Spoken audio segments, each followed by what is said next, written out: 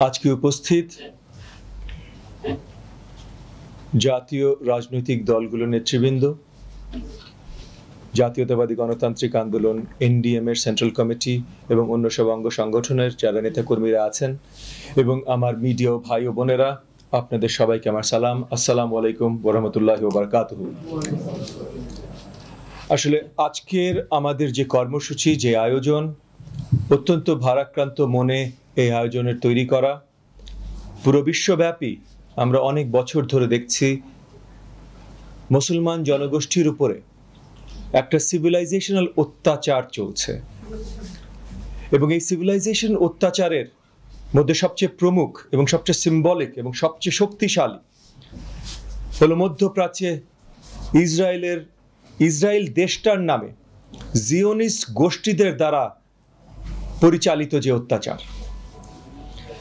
আমাদের আজকে press club সম্মুখে কালো পতাকা প্রদর্শনী কর্মসূচি হবার কথা ছিল।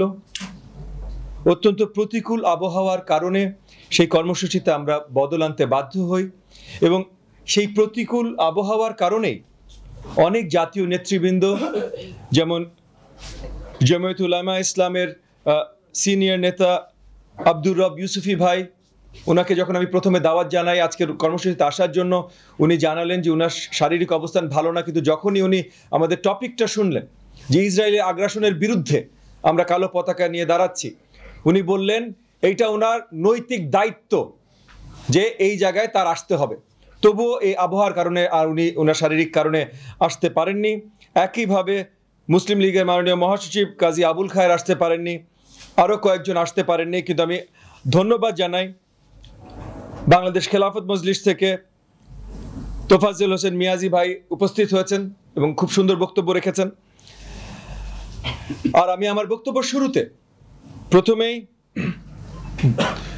আমাদের মুসলমান ভাই ও বোনেরা যাদের প্রাণহানি হয়েছে গত এক বছর ধরে, বিশেষ করে গত অক্টোবর মাস থেকে প্যালেস্টাইনের গাজায়, ওয়েস্ট ব্যাংকে, গত 2-1 মাস ধরে লেবাননে, ইয়েমেনে এবং এখন ইরান পর্যন্ত ইসরায়েলি আগ্রাসনে যারা নিহত হয়েছেন তাদের সবার রুহের মাগফিরাত কামনা করছি। যারা আহত হয়েছেন তাদের সবার জন্য দোয়া এবং প্রার্থনা করছি।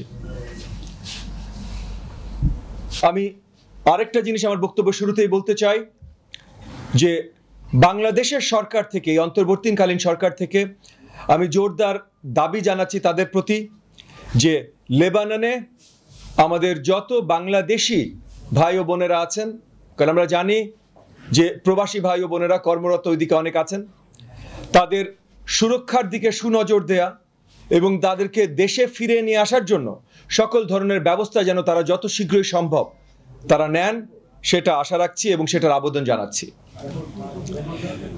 জায়োনিজমের যেই অ্যাটাক, আক্রমণ ইসলামের উপরে, ইসলাম ধর্মের উপরে এবং পুরো বিশ্বের অলমোস্ট 200 কোটি মুসলমানদের উপরে, এটা 100 বছর পুরাতন বা 100 বছরের বেশি পুরাতন এবং এইটা একটা সিভিলাইজেশনাল কনফ্লিক্ট, যেটা আমরা বলছিলাম, এই সিভিলাইজেশনাল কনফ্লিক্টের মাধ্যমে এসছে।